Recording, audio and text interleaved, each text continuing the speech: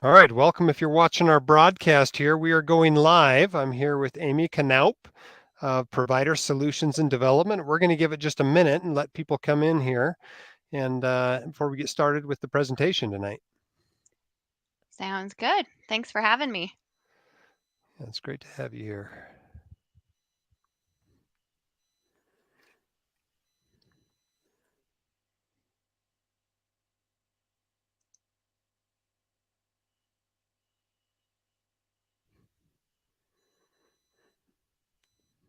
Okay, we're going to give it about one more minute here and let people come in and before we get started. But this is going to be a discussion about landing your ideal job that we're going to have. Welcome to those of you coming in. We're live here. This is real. You can leave us comments if you're on Facebook or whether you're on YouTube. You can leave us comments here. We're going to answer your questions and comments throughout this presentation. I even got my first comment here from Agent Michael Scarn. And hello to you too. Welcome. Thanks for being here tonight. All right. I am here with Amy Knaup. Did I Yes, get it right? I've you been got it practicing perfect. for the last few minutes. Amy Knaup. She Perfect. is a senior recruitment advisor at Provider Solutions and Development. They are a not for profit recruiting company that's been partnering with WCI to try to help white coat investors find their ideal jobs. So thanks so much for being with us tonight, Amy. Yeah, thanks for having me. I'm excited to hopefully give some helpful information for folks tuning in. Yeah, we're going to talk all about job searches and using recruiters and about the company and all this kind of stuff. But most importantly, we're here to answer your questions. If you have questions about job searches or using recruiters or negotiation or all of those questions, we'll answer those as we go along. Just leave them in the comments section, and we'll get to them. Why don't we start with you just telling us a little bit about the company? What does it do? Who does it work with? How can white coat investors interact with it? Sure. So we're actually a really unique organization. We were founded within Providence Health and Services, really large health system out west. And we ourselves are an LLC that was founded within them in 2018. And so, really, what that has done has allowed us to disrupt a little bit how you approach recruitment and how we can partner with different organizations across the country to fill their needs. And the approach we take is really a little bit more of a holistic approach. We're not paid on commission. We're not just trying to fill things quickly. We really try to do it one provider at a time. And really, our whole mission, big picture, is just to elevate care of the communities and those organizations that we're working with. And so that's the approach we take. We want to find out from providers, physicians, what they like, maybe what is not working for them. Even with trainees and residents, we have a whole lot of free resources for them, as they start to think about their first practice and how to go about the job search, credentialing timelines, all of those things that they might not have been told in training. We're here to help with that too. Cool. Well, let's start at the beginning. Let's talk a little bit about how you match a job to your life, to your aspirations. How that job can be an important part of your overall well-being. Yeah. I think it's really important to take a little bit of time and do some pre work, as I would call it. So make a list.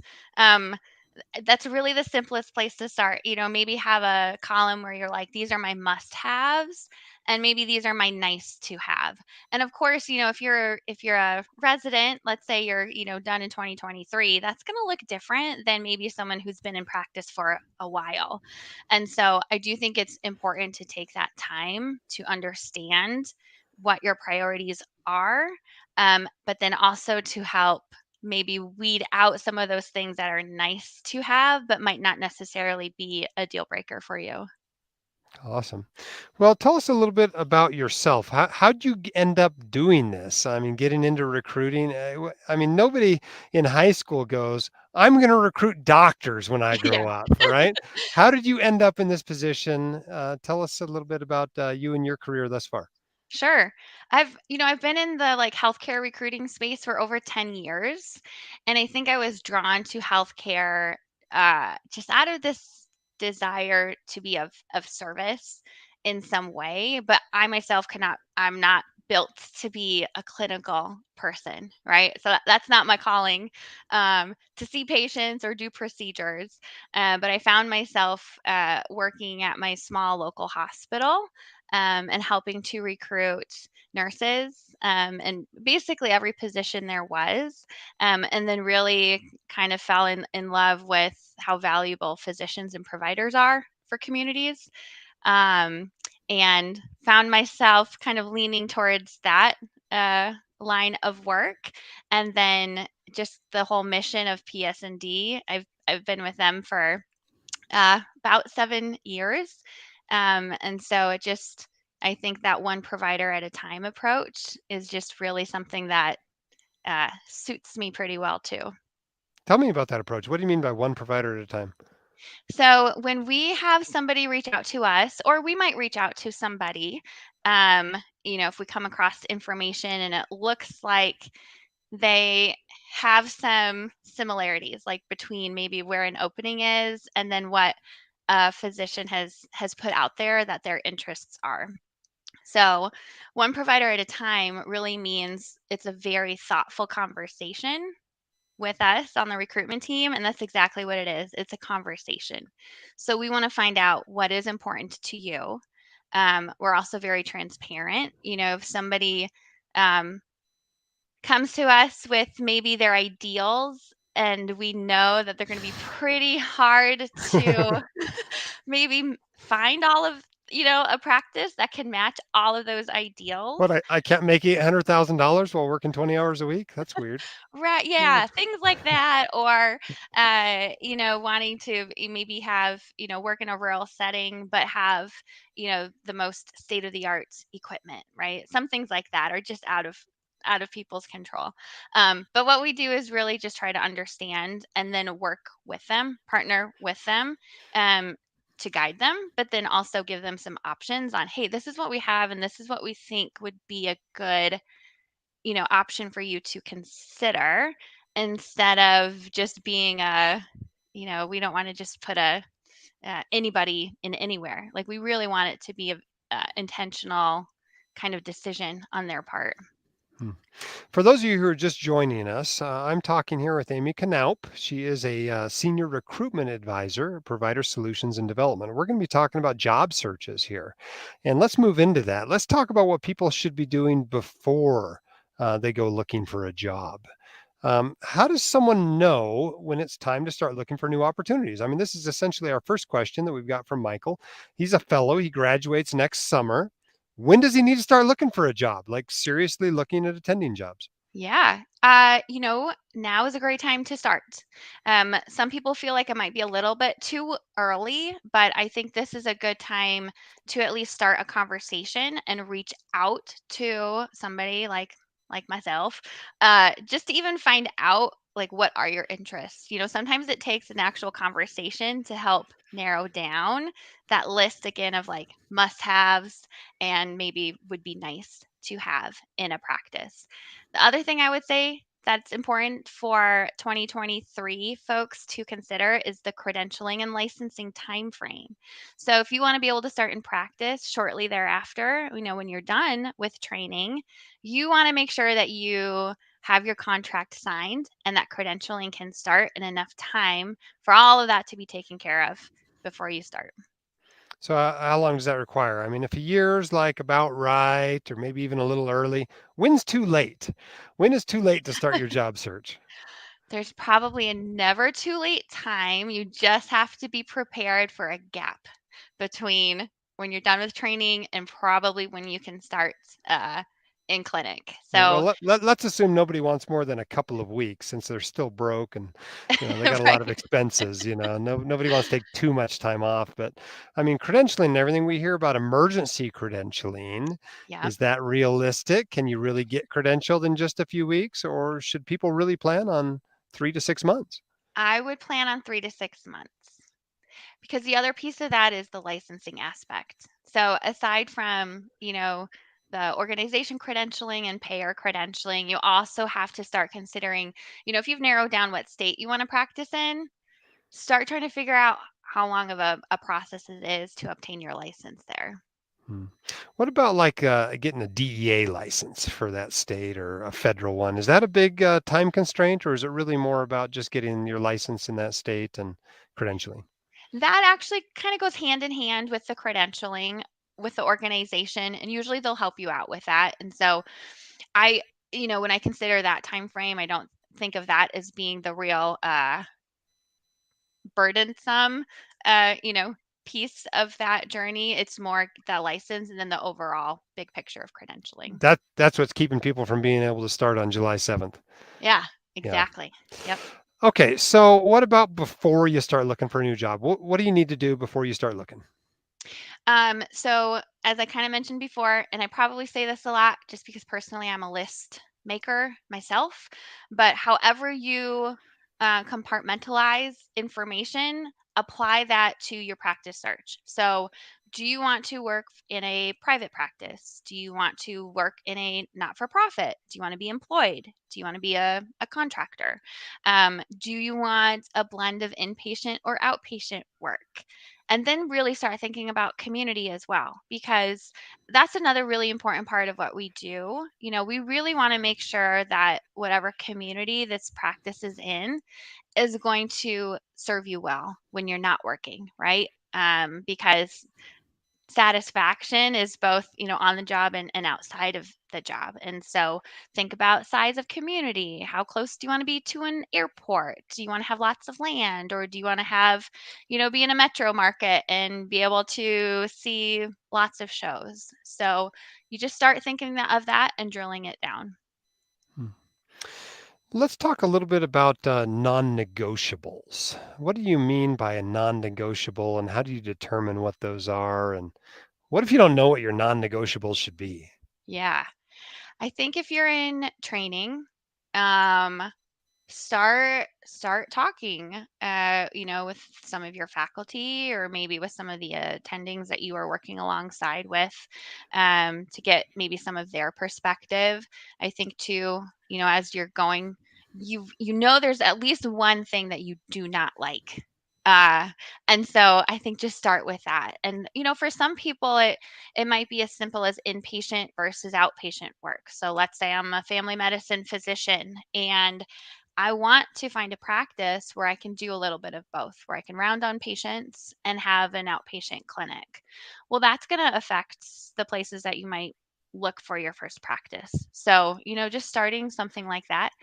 If you don't really know what your non negotiables are, maybe that's just you're a very flexible person and you want to talk it out with somebody.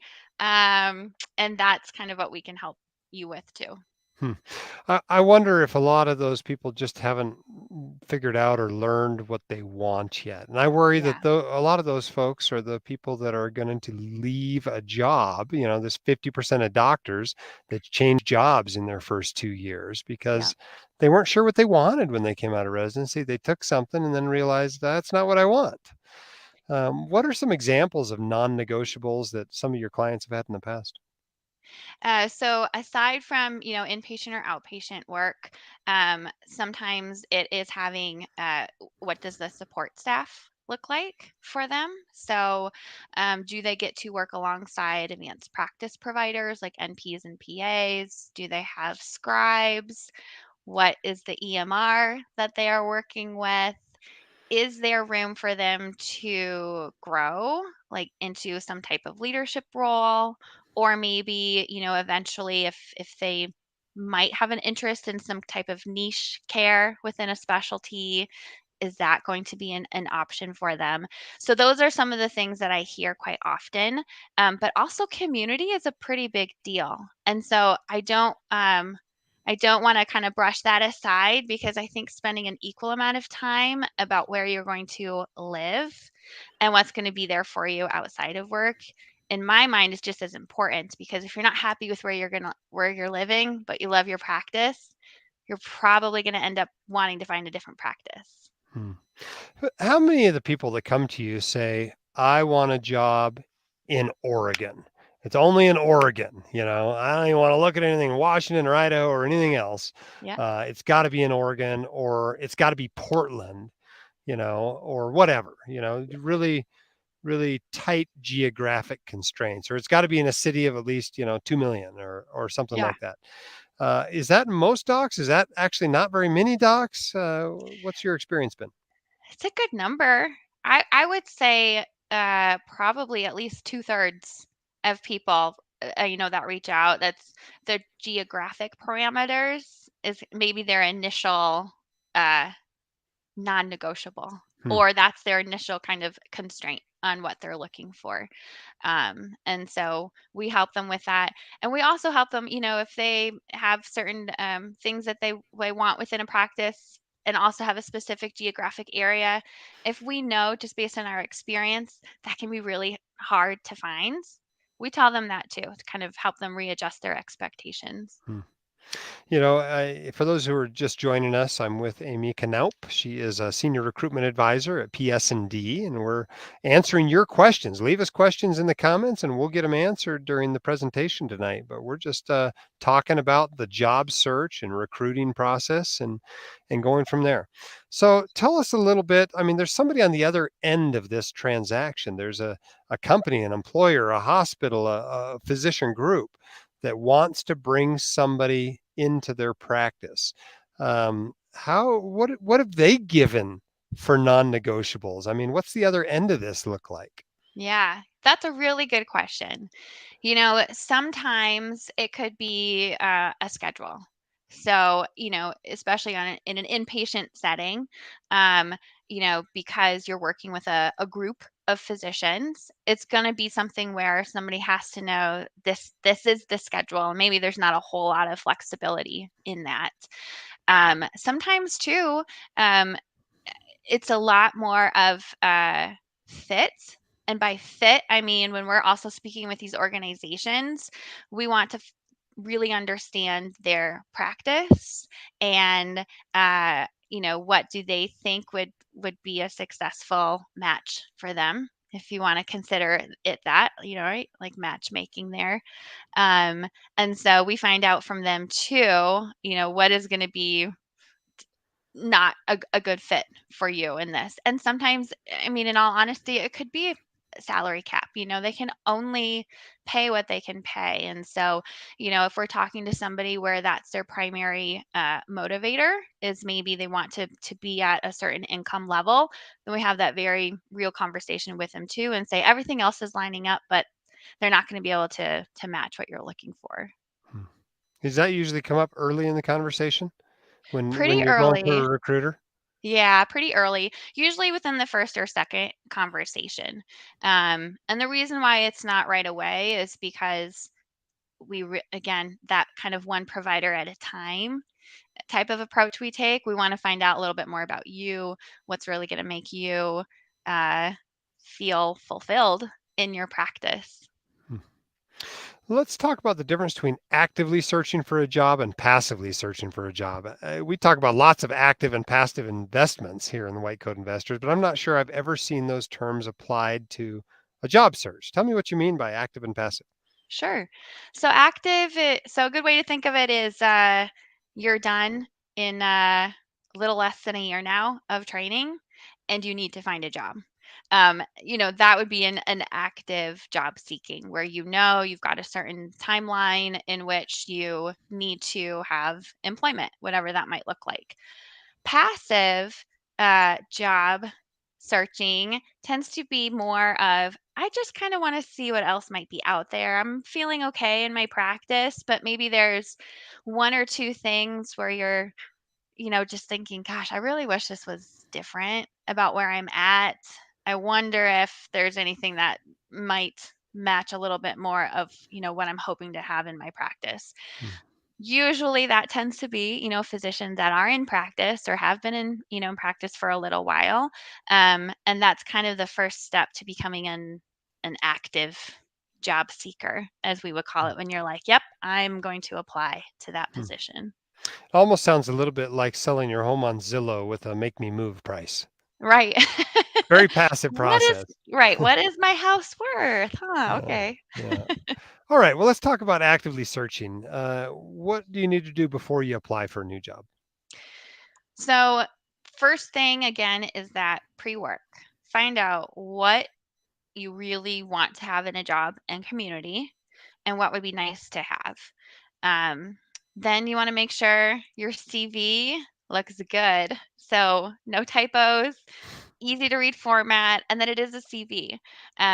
So put in your publications, put in your research, put in your presentations, your training, all of those things.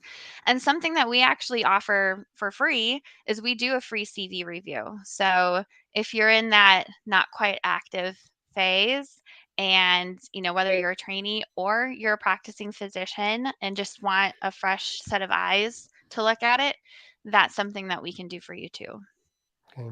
What about a separate email account? Do you need to get a separate email account? What if your email's through your employer, for instance? Yeah. When do you need a separate email account, and what's the benefit of separating communications that way?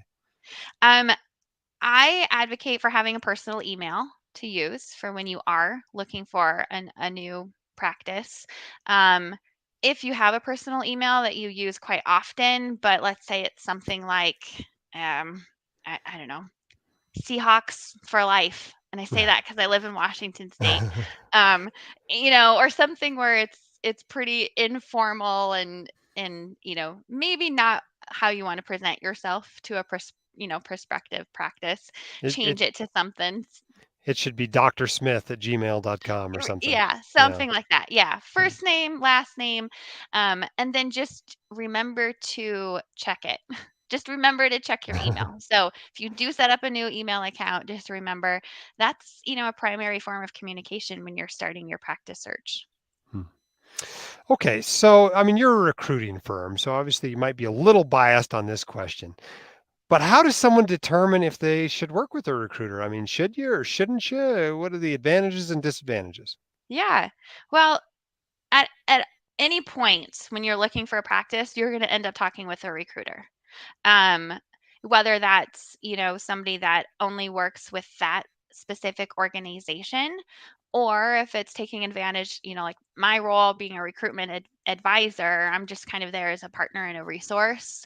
And again, we're not paid on commission. I think one of the biggest advantages to using a recruiter is that you can be fully transparent with us and what you want and what you're looking for and what you don't want, and then we can help talk through that and let kind of right off the bat, like, yeah, we definitely can find you a practice like that, or that's unrealistic.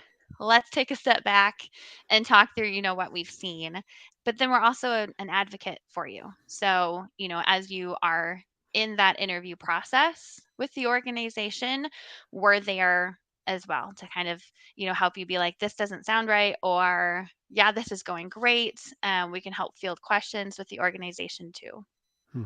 Are you able to help with employers with jobs that haven't come to PS&D and asked you to help them fill that position? Do you have a role in other positions? Is that a possibility or not really?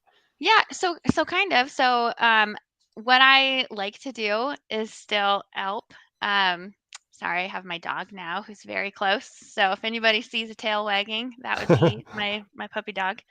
Um what I do like to do is help them with a little bit of research and be like, we don't have anything that might fit you here, but here's some organizations that are in your target area. Because Mhm. that generally seems to be the restraint. Like maybe we just don't have something open in that particular area. So we can kind of give them some guiding points there. And then again, like the CV review, like I can't tout that enough. It's completely free. And we've got a lot of webinars and other things too where people can, learn about student loans and immigration and all of that on our website. Yeah, that's a lot of that stuff can be very tricky to manage, especially if you are didn't grow up in the U.S. And the Right. whole system's new to you. You've only been here a couple of years, and you got lots of questions about that. So, do people tend to come to the recruiter right at the beginning, or do they tend to come after they start having trouble finding a job? Usually, I would say in today's healthcare world, your first stop is probably going to be with a recruiter, unless maybe you have something that's in a very small area and you know that practice well, and maybe you know one of the physicians there. But for the most part, you are going to be talking with a recruiter right off the bat. And is there anything to be said for the jobs that have to use a recruiter to fill that position? Does that say anything about the job? Is it harder to get somebody to that area, or No, better job or worse job, or what does that mean when it's a job that a recruiter can introduce you to? I would say it's not better or worse than any other position. Usually we're partnering with organizations because they're understaffed. Like Or everybody these days. Yeah. exactly. And they just need some assistance and some partnering with folks. And we have a lot of tools that we can use. We have really great outreach team, marketing team, and so we can leverage our experience to really help partner with those organizations. Okay. All right. For those of you just joining us, I'm here with Amy Knaup. She's a senior recruitment advisor with PS&D. We will take your questions. If you've got a question about working with a recruiter or finding a job, or you're just getting started, you're a senior resident or a senior fellow now and thinking about getting a job here next July, type your questions in and we'll get them answered during this live Q&A, this live Facebook Live. I guess it's not just on Facebook, YouTube Live, Twitter Live, whatever, wherever you're watching this. Let's talk a little bit about that CV. You mentioned your CV review. What Mhm. should be in the CV? What shouldn't be in the CV?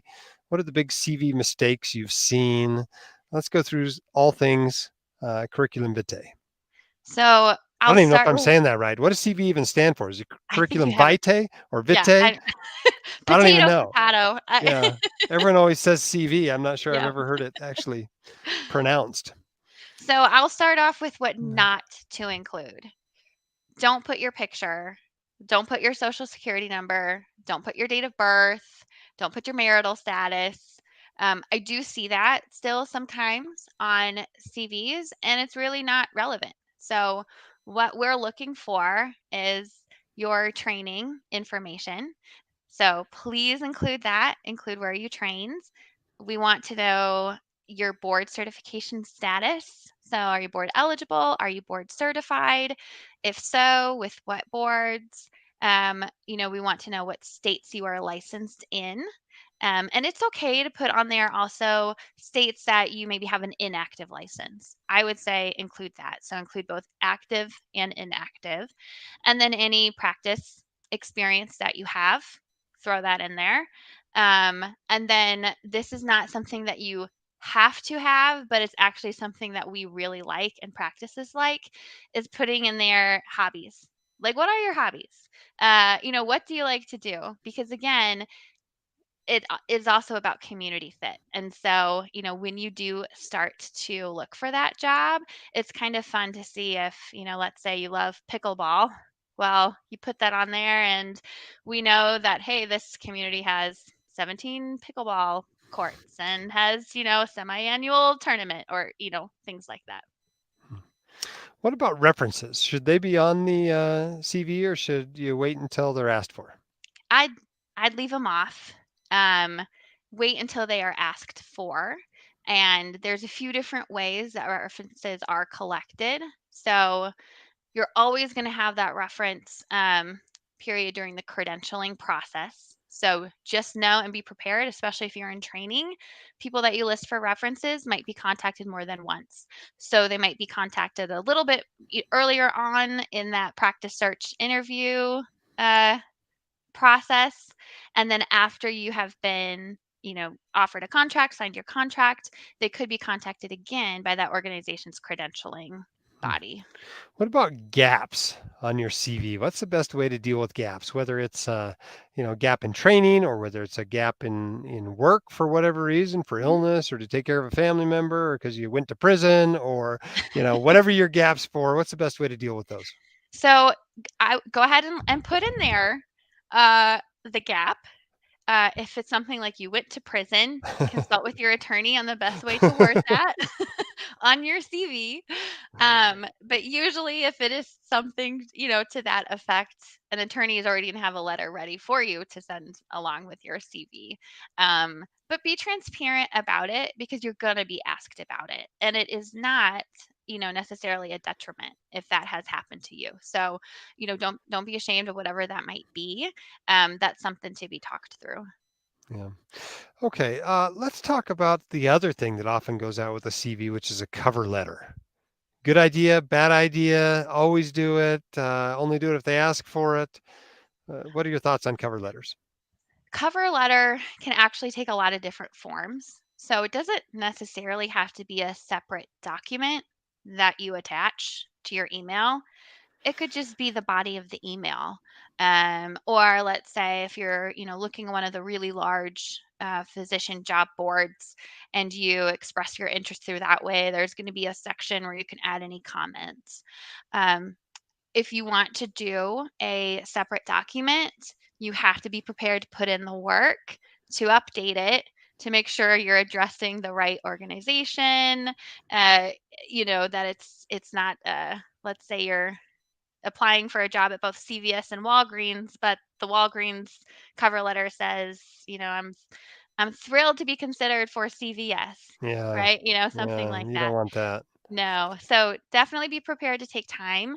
I do think a little statement of your interest goes a long way, but it does not have to be anything that's, a whole page long and very formal. Hmm. Okay, here's a CV related question from Jimmy who's asking if you have several pages of published articles. You've been really prolific, whether it's in your academic career or in your training, whatever. Should you include it? I mean, should you send an 8-page CV? When does it become overkill? Good question. If you are wanting to work in academics or maybe a research related type of role, I'd say include all of it. Don't worry about it being too long because that's going to be very appropriate for that type of role.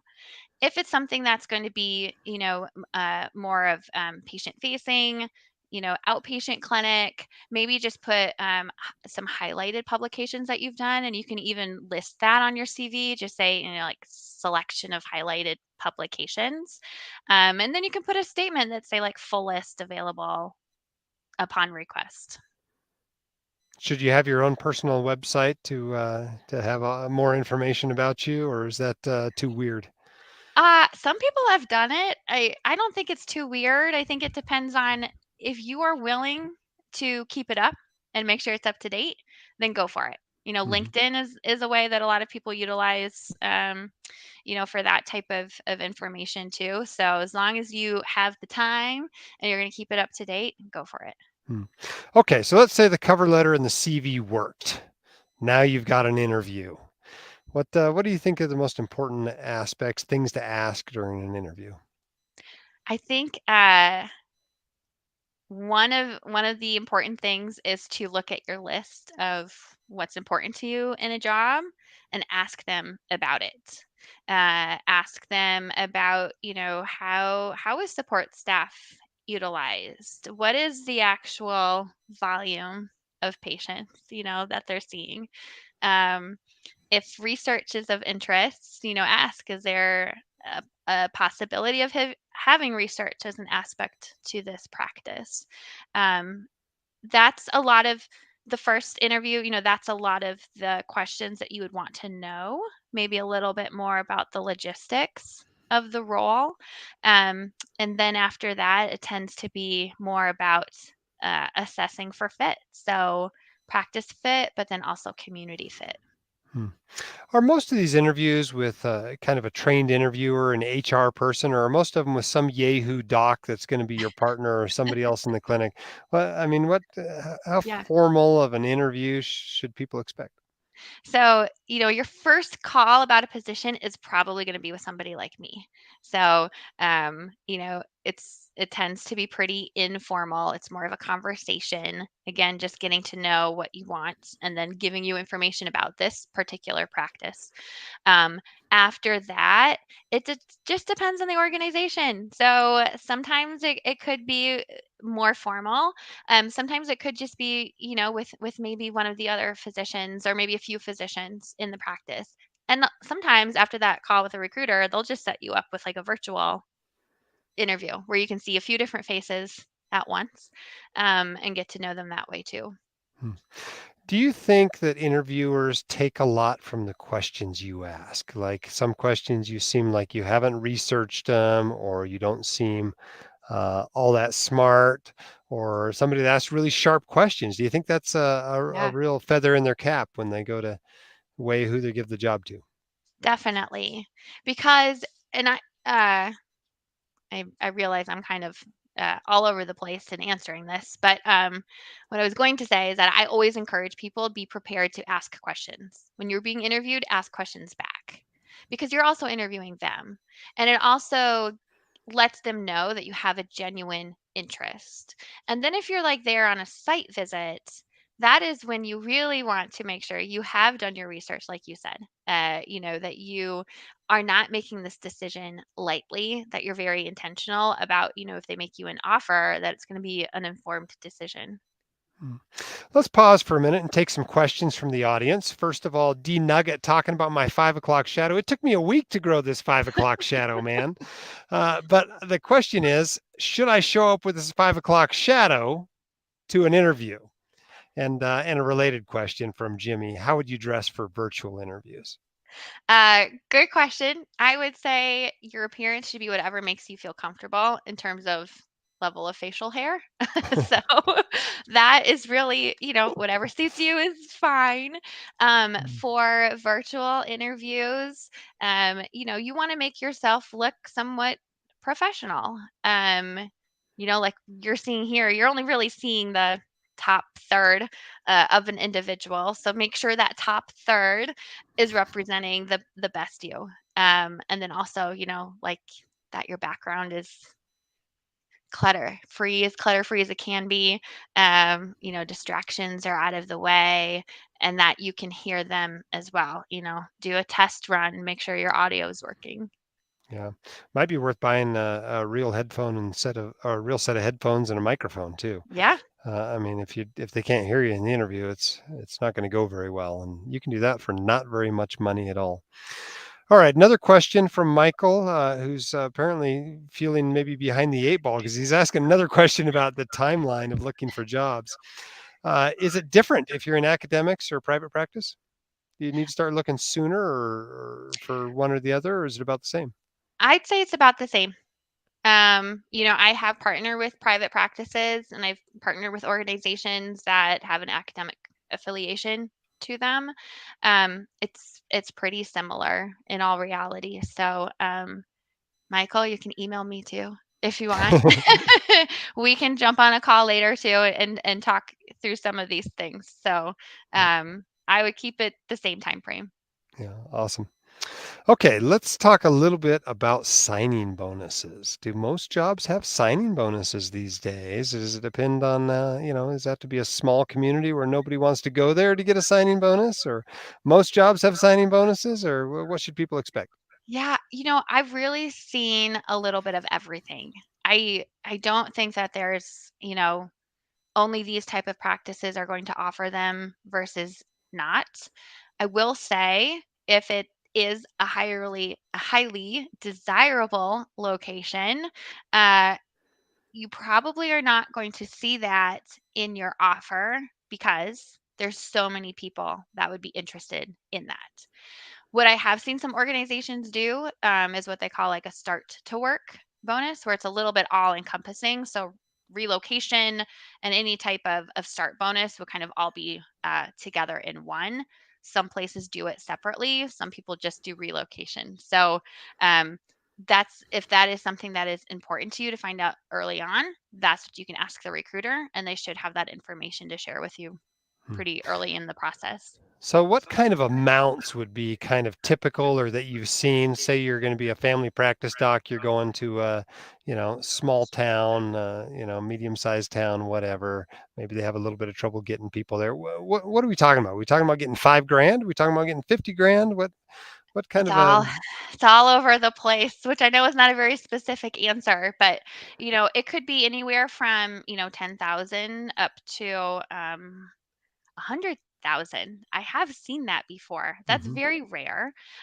Or if they don't want to do a starting bonus, they might structure it differently where you get, X number of dollars at the end of each year to go towards paying down your student loans. So that's something to consider too. Finding out how that might be structured. What about for like high-powered specialists, some super ultra mega specialist? Is it different? Can you get higher signing bonuses by virtue of your specialization, or it's still the same kind of range? Yeah, I would say it tends to be in line, tends to be maybe at like a certain percentage of the overall total compensation. So, total compensation can be salary plus some other things, added together. It could be just straight salary. So, typically, the higher paying a specialty is, if it is an area that they are offering that, as part of the total comp package and your offer, it would usually be kind of higher if the normal compensation levels are higher. Hmm. All right, here's a question from Jimmy. You've done the interview, things went well, they want you, you're kind of entering into negotiations. And doctors tend to be people pleasers. We don't actually like negotiation. It's very uncomfortable for most of us. How much negotiation is too much? Is the question. I mean, if you're going back Yeah. and forth a dozen times, is that too much? At what point are you just making them mad and they're not going to hire you because you're asking for too much? I think it depends on, what are you going back and forth negotiating about? Is it just some language in the contract, or is it something that is related to compensation? A lot of organizations, they really are, as much as I hate to say this, somewhat constrained in what they can offer to you.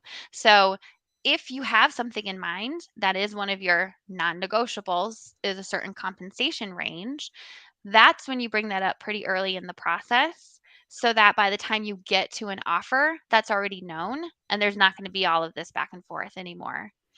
If there is still some negotiating, that's when you can really use the recruiter that you're working with, and they can help express, what your concerns are to the organization, um, and again, help level set you. If it's something where the recruiter's like, I don't think that this is going to be something that they agree to, then they can help you understand that too. Okay. I think here's our next question. This one comes from Matthew, and it sounds like he's asking it maybe me or you or both of us, but let's both give our takes on this one. He's asking about contract reviews, whether from an attorney or other contract review service. What are your thoughts on using that, particularly if you're looking to work at some place with maybe more standardized contracts like the VA or for a locums position? What are your thoughts on contract reviews? I definitely think you should have it done. And I would say, make sure whomever you are selecting to do that is familiar with physician contracts. If you're just looking for, if you're Googling and come up with contract attorney, what type of contract? They really need to understand the physician side of things. And then I would say too, be prepared when you use that. They're always going to come back with something, some kind of red line, right? Um, and so again, just working with It's the way the attorneys organization. are, that they're getting Yeah, paid to find something in there. yeah. Yeah. But with the understanding that even though the attorney might say, hey, I think this needs to be tweaked, to your point, it might be a very standard boilerplate type of contract that all of their physicians have. And if that's the case, they're probably not going to make a change for you. Yeah. Kind of depends on the size of the organization, probably. Yeah. If they've got 2,000 docs working there, it's probably going to be pretty standardized. Yeah. If it's a group of six, maybe not so much. I tell everybody to always get the contracts reviewed. The review service does a few things. One, it helps you understand what the contract says. That might be the most important part, because a lot of people sign contracts and are like, I didn't know that I had to buy the tail insurance when I left, or I didn't know that I was going to have this non-compete that wasn't going to let me stay in this town. Just understanding what the contract says, I think there's a lot of value there because it's written in legalese, and it's not always clear to people, particularly if you just arrived in this country a year ago to do a fellowship, or whatever. Maybe it's not entirely clear what that's saying. So I think that's worthwhile, number one. Number two, if you're going to someone that actually does a lot of these, whether it's a healthcare attorney in that state, or whether it's one of these national contract review services, like the ones that advertise at the White Coat Investor. They're seeing a whole bunch of these, and so they can say this is really wacky. Most contracts don't have this in it. You want to know about that stuff. And a lot of times they'll also give you an idea on compensation because they're seeing all these other contracts. They've got the data from MGMA, and they can say, hey, this is about average. It's a little above average. It's a little below average. Maybe there's some room to negotiate here. So I think there's a lot of value there because it only costs a few $100s. It doesn't take much to get contract review. And if you've hired attorneys to do much for you, which I've unfortunately had the opportunity to do, they're expensive. Getting an attorney to write you a letter might be $1,000. So paying $400 or $500 for a contract review, that seems really cheap to me at this point, even though that's still a lot of money for a graduating resident. Yeah. All right, another question from Jimmy about malpractice insurance handled. And obviously, I think the answer is it depends here. But what are you Yeah. seeing out there with these jobs that you're recruiting for? How's malpractice usually handled? If it's an employed type of position, usually malpractice is provided by that organization. But what you want to find out is whether or not tail insurance would be covered. To your point, like when you have that contract review, that's something you want to find out about malpractice as well. Sometimes if I have seen it if you're an independent contractor, where whoever you're contracting with, they will provide like a standard type of malpractice, and sometimes you have to provide it yourself. It just kind of depends if you are going to be in practice for yourself, or how you want to set that up. Yeah, I'd say that's a pretty small minority of jobs. Is that your experience too? I mean, almost Yeah, everything, especially if you're coming out of training, there's going to be some sort of malpractice provided by the employer, even if you're on a 1099 yeah, contract. It's going because to come through them. they want to be covered too, right? Yeah. So that's one way, but it's the tail portion that you want to dig into a little bit more. Yeah. All right. Before we take any more questions, let's talk a little bit. We mentioned earlier active and passive job searching. Let's talk a little bit about passive searching, when you have some questions. W- If I'm not, searching for a job right now, are there still ways that a recruitment advisor can help me? Sure. I think all knowledge is powerful, right? So we and by we, I mean me, really. I'm the recruitment advisor for PS&D. Sometimes it could be like you're happy in your practice, but maybe there's just one or two things that you're like, I don't know how I should approach this. And of course, I'm not a financial or legal advisor, so I will say that. But we can help just give some practical ideas on how to even start a conversation. And then again, if you are maybe growing your practice and you're bringing in some new folks, maybe right out of training, I think the more that you can help understand or revisit what that process looks like, because maybe you've been out of that practice search for a number of years, I think that's going to bode well for you too, to have that more relational aspect with those folks on the other side that are interviewing and wanting to come to your practice. Hmm. What resources would you recommend for a resident or a fellow that's, maybe not quite beginning their first job search? What are some things they can do to set themselves up for success? Hands down, and this is going to be a shameless plug, go to our website and we have a section called GME support. That is 100% dedicated to trainees. There are webinars that you can register for. You can watch previously recorded webinars on a lot of different topics. We have really great journal articles where we have, attorneys come in, talk about contracts, talk about compensation, talk about immigration. And then we have actually an outreach team, and their whole job is to help trainees. So whether that's the CV review, whether that's helping them to understand timeline, how to go about approaching an organization when you're, ready to start actively searching, they can help you with that too. Yeah, I'm looking at one of these in the GME Lounge, it's called there, Yep. that talks about what's a WRVU, why is it important, how the different compensation structures can affect your pay, red flags to watch for when evaluating your offer, 5 tips to ensure your offer is fair. So all that kind of information you're looking for. It looks like you can get a lot of that just from the GME Lounge there Yep. at the email or the URL at the bottom of the screen there. You can see it, psdconnect.org. All right, we got another question here. Let me find it. Just disappeared. Okay, so let's talk about temporary jobs. You're looking for a locums job or Mhm. something relatively short term. Should your approach be different?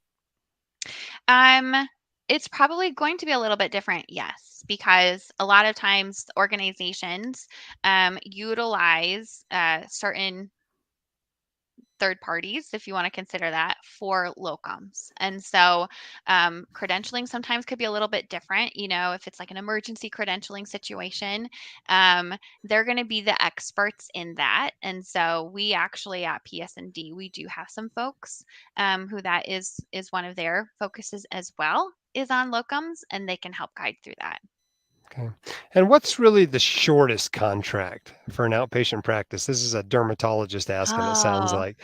How short can you go? I mean, is it a weekend contract or, a month or what? How short's it get? yeah.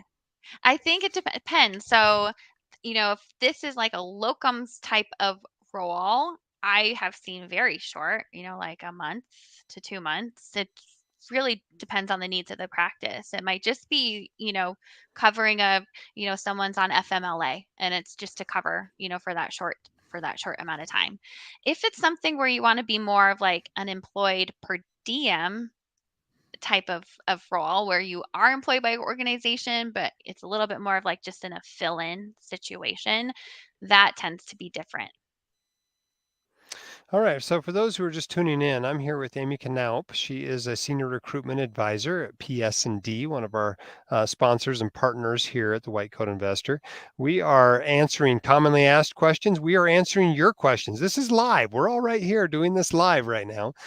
So, if you would like your questions answered, put them in the comments section, and we'll get them answered right here on the show. If you come up with questions later, or if you're watching this after we post it, after it's been recorded, you can always email Amy, amy.knaup@psdrecruit.org. But I think we've covered most of the questions that we were planning to cover, most of the material we were going to cover tonight. So unless you guys start asking us questions, we're going to wrap this up here pretty soon. So I'll give you a second to put those in. But tell us a little bit about the states that PS&D recruits for. I mean, it sounds like you guys are kind of mostly Western states. Is that right? Well, our biggest partner, and because we are embedded within this health system, is Providence, but we have a number of other organizations that have a pretty big presence. So, Wisconsin, Illinois, Indiana, Pennsylvania, Delaware, New York. So, both. New York metro area and upstate New York. We've got some openings. Hawaii, we have a partner in Hawaii. So if island life is calling to you, we can help you assess if that's really, what you're looking for. But then, yes, we It do is have what a, everybody's looking for the yeah, first 3 months till they get island fever, right? could be, yep. Yeah, Um, awesome. yeah, I was gonna say, and we do have a big presence out west too. So like Alaska down to California, Montana, Texas, and New Mexico. Yeah, the big hospital in Anchorage is Providence, so I'm not Yes. surprised you have a big presence up there. Yep. Okay, well, I think we've answered people's questions. I think we've given them a lot of great information. If you're interested in more information, you see the URL there at the bottom. You can always email Amy. And thanks for your attention today. And we'll get this polished up a little bit and posted. It'll be posted. If you didn't catch the beginning part, you can watch it on YouTube. You can watch it in the Facebook group. Wherever you're watching this now, we'll be posting it again, and we'll go from there. So thanks so much for your attention, your great questions, and thank you, Amy, for being with us. Thank you.